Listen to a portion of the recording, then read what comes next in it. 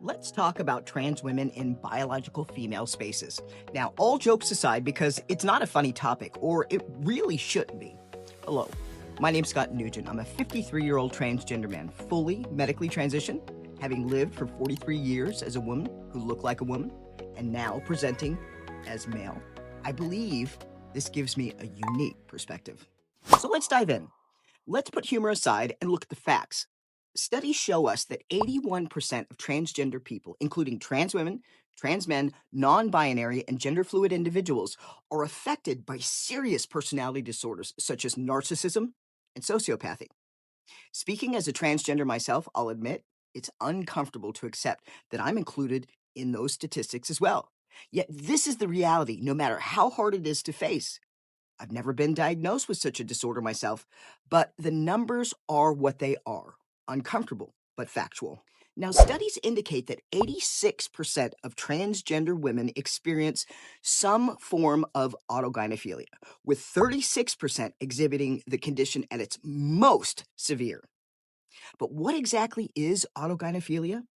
It's a psychological fetish in which men are aroused by the idea of seeing themselves as female sexual objects or being desired as a woman in sexual situations.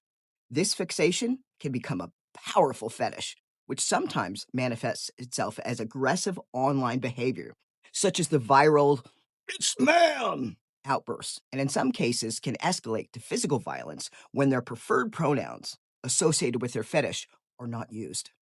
In the United States and most countries, there are no requirements for psychological screening before people are prescribed hormones.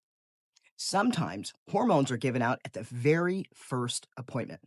This isn't just a rumor. I've experienced it myself.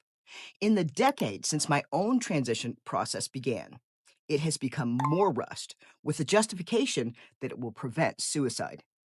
Yet, the only long-term study that consistently holds up, tracking 324 medically transitioned adults from 1973 to 2003 over 30 years, found that suicidal ideation actually increases after transition begins, not before. As a result, transition adults now account for the highest suicidal rates of any group in society.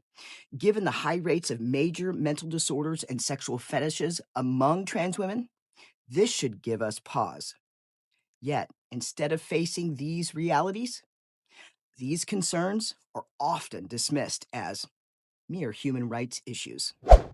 Now, life is rarely black and white. Many trans women and trans people overall are good, decent people who live peacefully and make a valuable contribution to society.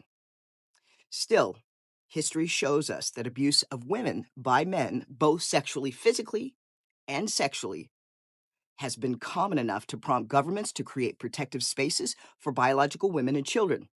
These include places like bathrooms, changing rooms, and living quarters, where the need for safety and privacy from males is paramount.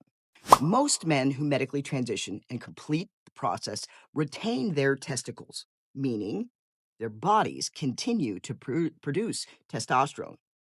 To offset this, doctors prescribe large doses of estrogen, which helps reduce body fat and alters the skin and texture to create a more feminine appearance.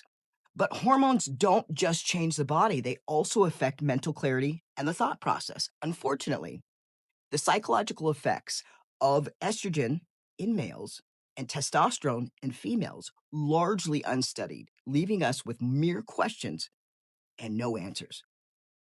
What is clear, however, is a troubling pattern. Many trans women assert their rights with a sense of entitlement that often overlooks, dismisses the concerns of females and children. This attitude mirrors the same male dominance behaviors that led society to create these separate spaces to protect women in the first place. Yet trans women, who are biological men, have, under the banner of human rights, managed to convince society they are women. In doing so, they perpetuate behaviors historically associated with men, putting women and children at risk, while society applauds.